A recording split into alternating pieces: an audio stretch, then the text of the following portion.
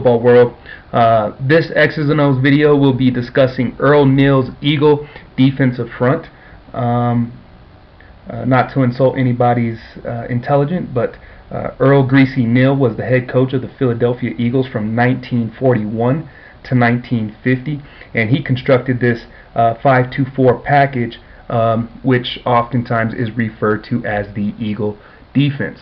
I do want to mention that the phrase Eagle is often abused and inconsistent and overused, but one thing is clear about this defense, and it was invented by the Philadelphia Eagles head coach Earle Greasy Neale in the 1940s, but unfortunately the meaning of the word has been convoluted and pretty much ends there. So I'm going to give my take on the Eagle defense, and it's easy to get into this defense out of any set, even though the premise is a 5-2-4 concept.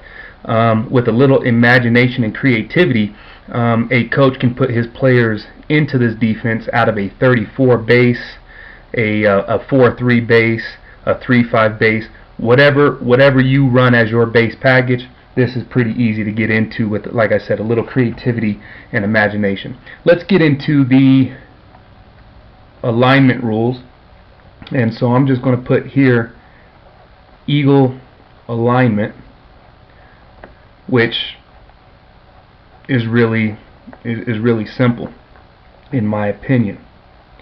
And so the first alignment rule is you have to have at least one zero technique. You have to have a zero technique or a nose guard. You have to have two 3 techniques.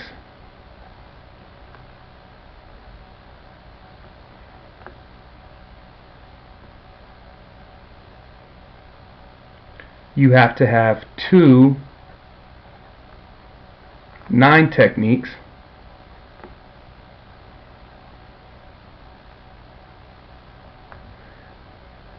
And again, these positions can be played by a linebacker, defensive lineman, a safety. That doesn't really matter. The premise is getting people in these techniques. Then you're going to want to have 2 linebacker type players. So I'm just going to put 2 LBs. And then more than likely you're going to want to have 4 DBs, 4 D-backs. So really simple if you go off of that premise. And I do want to note that in Rex Ryan and Jeff Walker's book, I think it's called The 46 Defense, Coaching Football's 46 Defense by Rex Ryan and Jeff Walker. They also mentioned that Earle Neale's Eagle defense would more than likely would consist of this look. So something to go off of. Like I said, the information on it is few and far between, but that's a good resource as well, was Coaching Football's 46 Defense by Rex Ryan and Jeff Walker, and they briefly discuss Earle Neale's Eagle defense in that, which I'm going to diagram for you here. Some of the pros of this defense, the positives of this defense, and I'm just going to name a few. I'm sure you could come up with a lot more if you think about it, but the first thing is it is difficult for the offense to run between the tackles. Difficult to run, and I'm just going to put between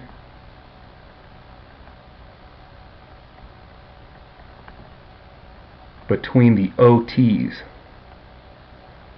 Okay, and then another positive is it is difficult.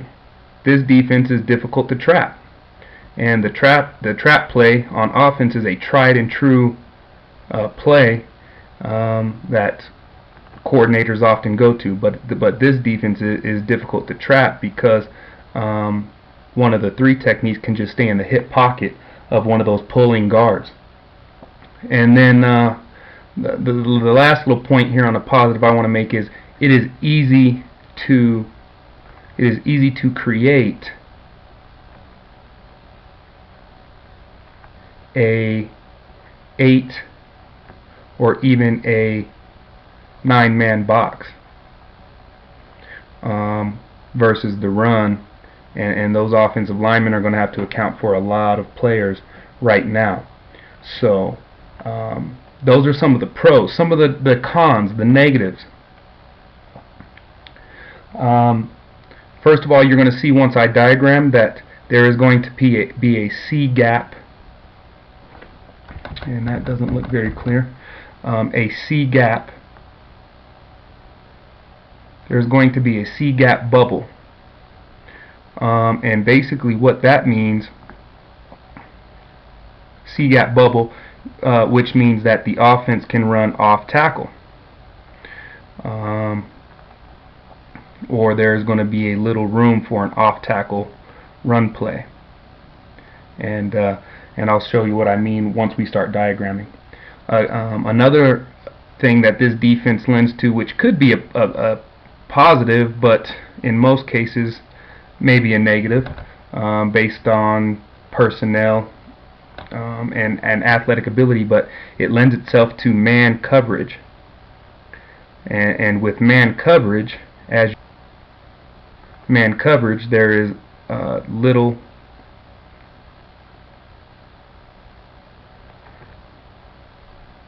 safety support on pass. So, you know, if you're a great man-to-man football team, that's not a problem. But if you're not a great man-to-man football team, that could cause issues. And then finally, if you're going to zone up in coverage, you're going to realize that this is going to create a soft middle of the field. And I'm just going to put soft middle versus pass. So, and you'll see what I'm talking about here in just a second. So, again, you know, we have, before we start diagramming, as far as the alignment, you're going to have 1-0 technique, 2-3 techniques, 2-9 techniques, 2 linebacker type players, and 4 D-back type players. Positives: difficult to run between the tackles, difficult to trap, easy to create a 8 or 9-man box. Some cons: C-gap bubble, easy for the offense to kind of target that off-tackle area. Versus lends itself to man coverages, which could be a good or a bad thing, but if you're not good at man coverage, you're going to have little safety support when you're creating an 8 or a 9-man box. If you do choose to zone it up, a cover 2, cover 4, cover 6, something like that, you're going to see that there's going to be a soft section in the middle of the football field. Let's go ahead and start diagramming. And I've done a few different offensive formations here just so we can get a different look at how we would line up in this Eagle situation versus these offensive formations. So there you have your 0 technique and your 2-3 techniques. I have one tight end in this pro style look, and then I'm going to put this in a ghost 9. Now if a coach wanted to reduce that to a 5 technique, he could, but I'm going to keep my 9 technique out there in a ghost 9. My 2 linebackers, I'm just going to call them Sam and Mike for the sake of this video, but I would have Sam, you know, somewhere back at 5 yards, head up on the tackle. I would call that a 45 4, meaning a 4 technique, 5 yards off the ball. Same on the backside with Mike. So there's where your 2 LB type players would be. Now let's get into the corners. Obviously, like I said, it lends itself to man-to-man coverage, so if you wanted to man this up on the outside, obviously your corners would take the first 2 wide receiving threats, best wide receiving threats, and then if you wanted to, you could walk your safety down here by Sam, your strong safety, down by Sam, and he could take the third best receiver, which in this case would be the tight end, and then you would have your free safety in the middle of the field, like so. And so there you would have a man-to-man type look, and like I mentioned in the pros, now we have created a 5, 6, 7, 8-man box. Depending on down and distance, if this safety was closer to the line, maybe it's a goal line situation, now you would have a 9-man box. So there you could create that. If you didn't want to man that up and you wanted to stay in a cover 2, cover 4, cover 6 type look, there's your free safety, and then your strong safety would stay over the top of number 2 there. But there again, right here, that's where that middle starts to get soft. You know, and you're going to have to drop in a cover 2, cover 4. One of your defensive ends, your 9 technique on either side, is going to have to be responsible for some type of pass coverage. So you know, one of your end player or 9 technique players, it could be a D-line, linebacker hybrid, whatever. Like I said, you can get into this look out of a 34, 42, 43, whatever, but you're going to want at some point, if you're going to zone up, fire zones, any type of zone coverage, those 9 technique players are going to have to be some type of hybrid type player where they can not only stop the run but also cover in some space. Let's move on to the next diagram. I have a double tight with an ace backfield here. There's my 0 technique, and then I'll put in my 2-3 techniques, like so.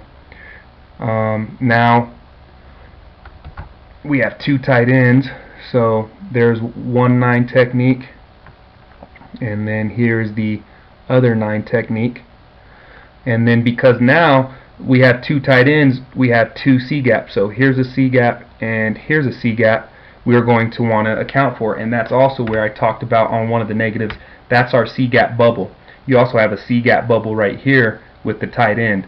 So you know, this area here, that C gap bubble, it might cause the defense some problems. Here we have 2 C gap bubbles right there. So anyhow, again, Sam, Mike, and then you could, again, in this situation, you're probably going to look like a 2-man shell either way, because if you do go man-to-man, it's a balanced formation, and so your strong safety is going to be over this tight end, and your free safety is going to be on top of this tight end, unless you're going to have another person playing man-to-man on one of the tight ends. You can have another free safety free. So your Mike could take care of this tight end. Your Sam back could take care of the running back, and then your strong safety could take care of the Y over here, and then that would leave your free safety free. If you're going in a cover 0 type look, you know, where you're having your linebackers account for the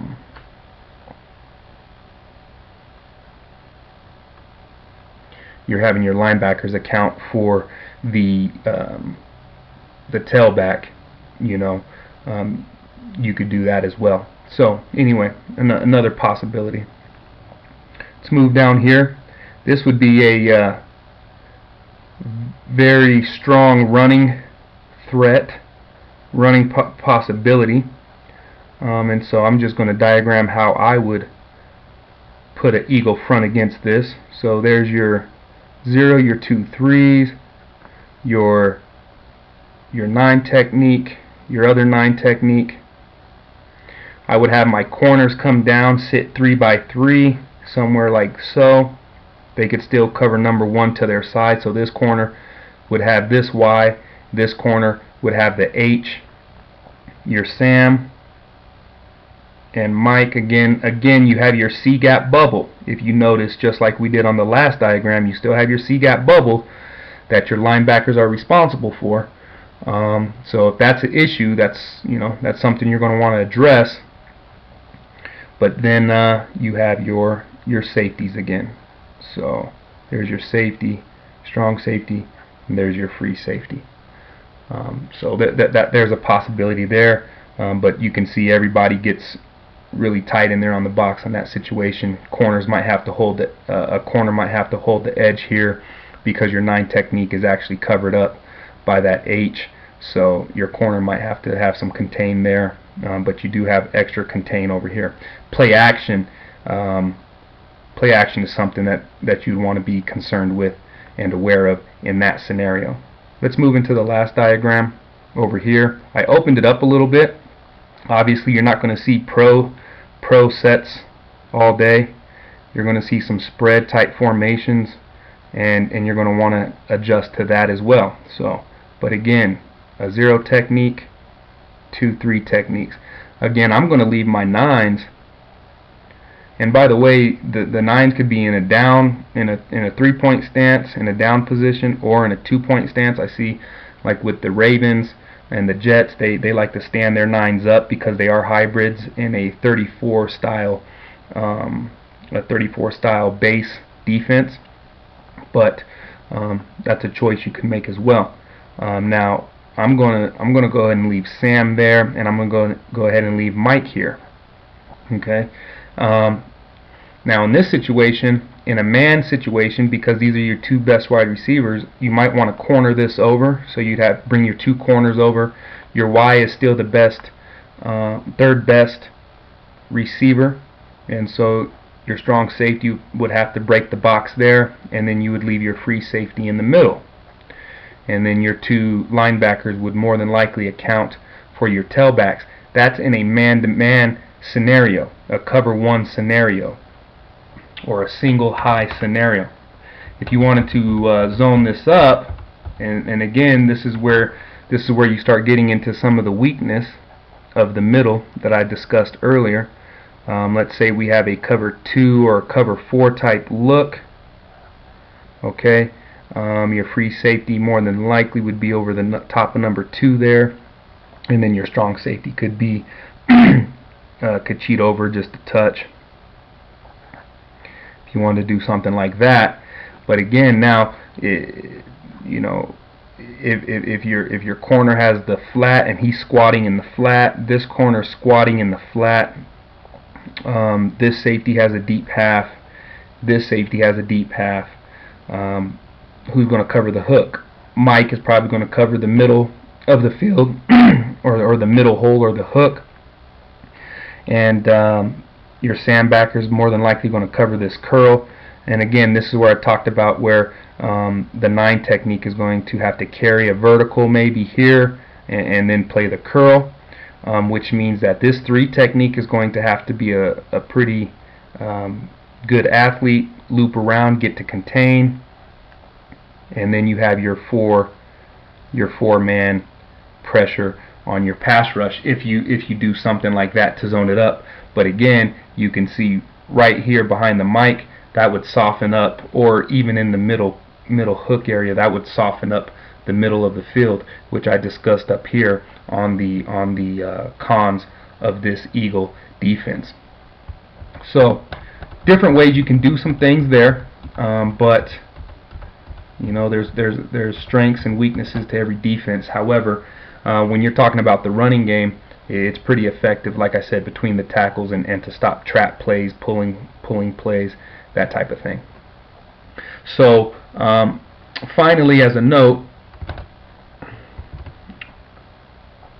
this defense is often referred to because you have a tackle nose tackle.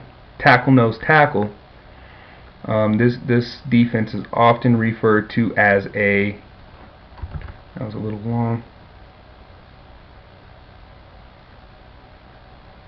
as a TNT. Okay, and so basically what you have is a tackle nose tackle nose tackle nose tackle, and obviously the same on the bottom two diagrams. And so, as I mentioned, Earle Greasy Neale, head coach of the Philadelphia Eagles during the 1940s, created this defense, and he needed to stop some of the perimeter passing game, and obviously be tough against the run still, and it worked out well for him. Obviously, just like anything, football too evolves, and so this Eagle defense helped out during those times. You still see it around a little bit. It morphed. I mentioned Rex Ryan a little earlier. His father kind of then took this defense and morphed it into the 4-6 that he ran in the 80s. And actually the Ryan family still utilize it now in football still today. So great defense, situationally based. So take a look at it. Hopefully this has added to your knowledge of the game. Whether you are a player, a coach, or a fan, please like the video, subscribe to the channel if you're new, leave a comment so we can have some discussion about this.